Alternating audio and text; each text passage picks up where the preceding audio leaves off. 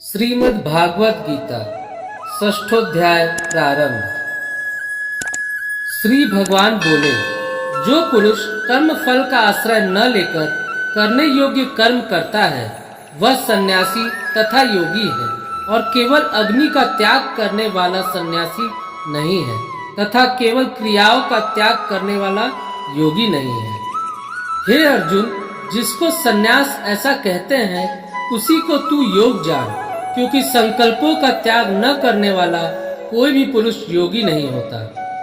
योग में आरूढ़ होने की इच्छा वाले मननशील पुरुष के लिए योग की प्राप्ति में निष्काम भाव से कर्म करना ही हेतु कहा जाता है, और योगारूढ़ हो जाने पर उस योगारूढ़ पुरुष का जो सर्व संकल्पों का अभाव है वही कल्याण में हेतु कहा जाता है। जिस काल में न तो इंद्रियों के भोगों में और न कर्मों में ही आसक्त होता है, उस काल में सर्व संकल्पों का त्यागी पुरुष योगारूढ़ कहा जाता है। अपने द्वारा अपना संसार समुद्र से उद्धार करे और अपने को अधोगति में न डाले, क्योंकि यह मनुष्य आप ही तो अपना मित्र है और आप ही अपना शत्रु है।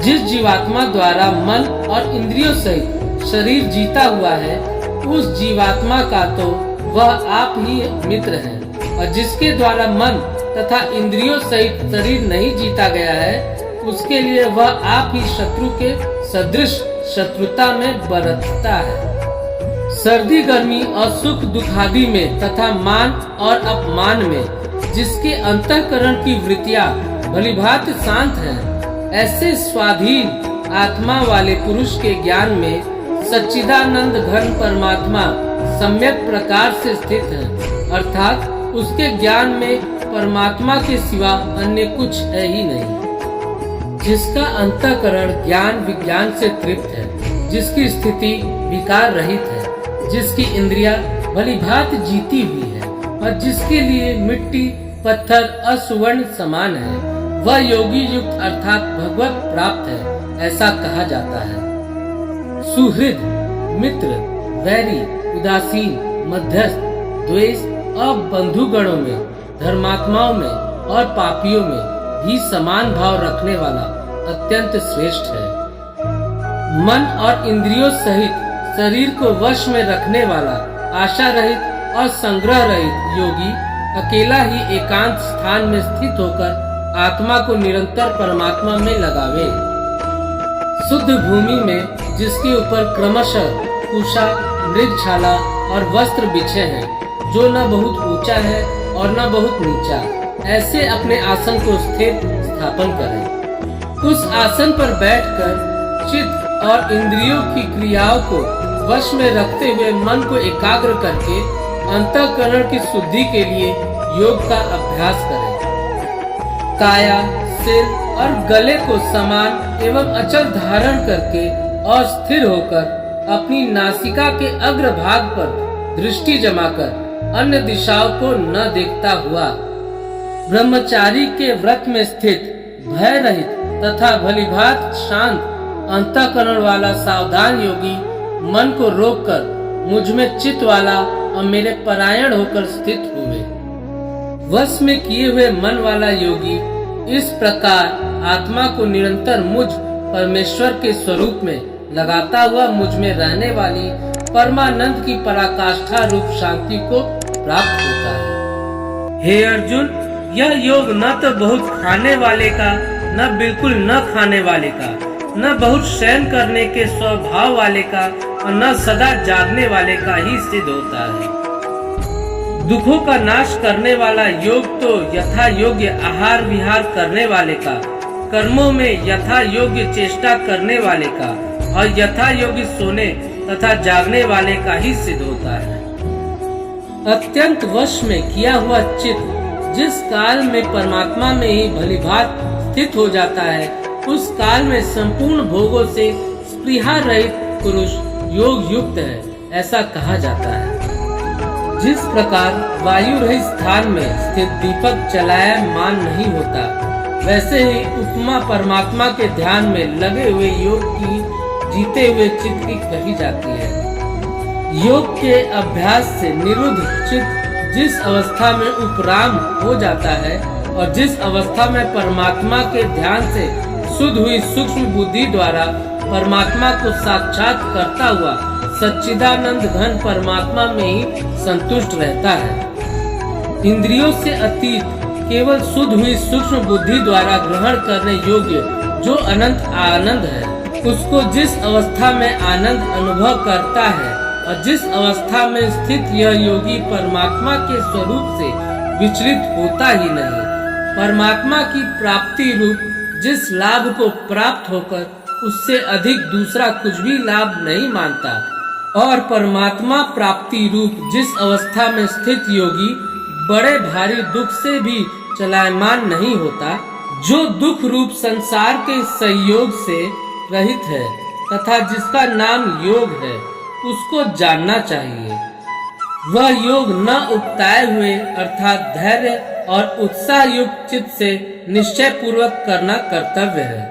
संकल्प से उत्पन्न होने वाली संपूर्ण कामनाओं को निशेष रूप से त्याग कर और मन के द्वारा इंद्रियों के समुदाय को सभी ओर से भली बात रोक कर क्रम क्रम से अभ्यास करता हुआ उपरति को प्राप्त हो तथा धैर्य युक्त बुद्धि के द्वारा मन को परमात्मा में स्थित करके परमात्मा के सिवा और कुछ भी चिंतन न करे। यह स्थिर न रहने वाला और चंचल मन जिस जिस शब्दादि विषय के निमित्त से संसार में विचरता हुआ उस विषय से रोककर यानी हटाकर इसे बार बार परमात्मा में ही निरुद्ध करे।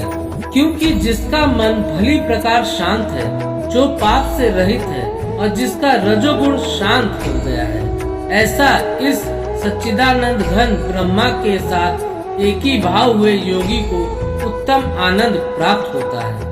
वह पाप रहित योगी इस प्रकार निरंतर आत्मा को परमात्मा में लगाता हुआ सुख पूर्वक परम ब्रह्म परमात्मा की प्राप्ति रूप अनंत आनंद का अनुभव करता है। सर्वव्यापी अनंत चेतन में एक ही भाव से स्थित रूप योग से युक्त आत्मा वाला तथा सब में समभाव से देखने वाला योगी आत्मा को संपूर्ण भूतों में स्थित और संपूर्ण भूतों को आत्मा में कल्पित देखता है। जो पुरुष संपूर्ण भूतों में सबके आत्म रूप मुझ वासुदेव को ही व्यापक देखता है और संपूर्ण भूतों को मुझ वासुदेव के अंतर्गत देखता है, उसके लिए मैं अदृश्य नहीं होता और वह मेरे लिए अदृश्य नहीं होता। जो पुरुष एक ही भाव में स्थित होकर संपूर्ण भूतों में आत्म रूप से स्थित हुए सच्चिदानंद घन वासुदेव को भजता है, वह योगी सब प्रकार से बरतता हुआ भी मुझ में ही बरतता है। हे अर्जुन, जो योगी अपनी भांति संपूर्ण भूतों में सम देखता है और सुख अथवा दुख को भी सब में सम देखता है, वह योगी परम श्रेष्ठ माना गया है। अर्जुन बोले, हे मधुसूदन, जो यह योग आपने समभाव से कहा है, मन के चंचल होने से मैं इसकी नित्य स्थिति को नहीं देखता, क्योंकि हे श्री कृष्ण, यह मन बड़ा चंचल प्रमथन स्वभाव वाला बड़ा दृढ़ और बलवान है, इसलिए उसका वश में करना मैं वायु को रोकने की भांति अत्यंत दुष्कर मानता हूँ।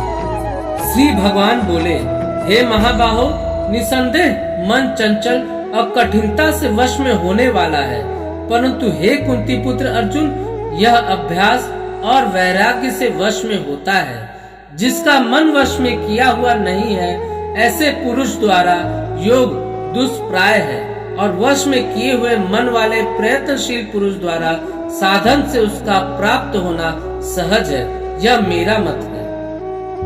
अर्जुन बोले, हे श्री कृष्ण, जो योग में श्रद्धा रखने वाला है किंतु संयमी नहीं है, इस कारण जिसका मन अंत काल में योग से विचलित हो गया है, ऐसा साधक योग की सिद्ध को अर्थात भगवता साक्षात्कार को न प्राप्त होकर किस गति को प्राप्त होता है? हे महाबाहो, क्या वह भगवत प्राप्ति के मार्ग में मोहित और आश्रय रहित पुरुष छिन्न भिन्न बादल की भांति दोनों ओर से भ्रष्ट होकर नष्ट तो नहीं हो जाता?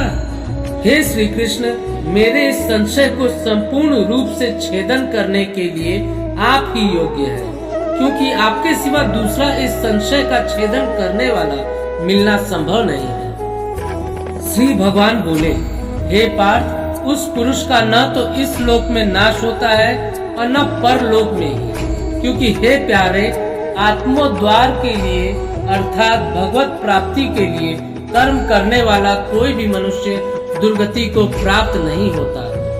योग भ्रष्ट पुरुष पुण्यवानों के लोकों को अर्थात स्वर्ग आदि उत्तम लोकों को प्राप्त होकर उनमें बहुत वर्षों तक निवास करके फिर शुद्ध आचरण वाले श्रीमान पुरुषों के घर में जन्म लेता है। अथवा वैराग्यवान पुरुष उन लोकों में न जाकर ज्ञानवान योगियों के ही कुल में जन्म लेता है। परंतु इस प्रकार का जो यह जन्म है सो संसार में निसंदेह अत्यंत दुर्लभ है। वहाँ उस पहले शरीर में संग्रह किए हुए बुद्धि संयोग को अर्थात समबुद्धि रूप योग के संसारों को अनायास ही प्राप्त हो जाता है। और हे करुनंदन, उसके प्रभाव से वह फिर परमात्मा की प्राप्ति रूप सिद्धि के लिए पहले से भी बढ़कर प्रयत्न करता है। वह श्रीमानों के घर में जन्म लेने वाला योग भ्रष्ट पराधीन हुआ भी उस पहले के अभ्यास से ही निसंदेह भगवान की ओर आकर्षित किया जाता है तथा समबुद्धि रूप योग का जिज्ञासु भी वेद में कहे हुए सकाम कर्मों के फल को उल्लंघन कर जाता है। परंतु प्रयत्न पूर्वक अभ्यास करने वाला योगी तो पिछले अनेक जन्मों के संस्कार बल से इसी जन्म में संसिद्धि होकर संपूर्ण पापों से रहित हो फिर तत्काल ही परम गति को प्राप्त हो जाता है। योगी तपस्वियों से श्रेष्ठ है, शास्त्र ज्ञानियों से भी श्रेष्ठ माना गया है और सकाम कर्म करने वालों से भी योगी श्रेष्ठ है। इससे हे अर्जुन, तू योगी हो। संपूर्ण योगियों में भी जो श्रद्धावान योगी मुझ में लगे हुए अंतरात्मा से मुझको निरंतर भजता है वह योगी मुझे परम श्रेष्ठ मान्य है। इस वीडियो को लाइक और शेयर करें। चैनल को सब्सक्राइब करके बेल आइकन जरूर से दबाएं।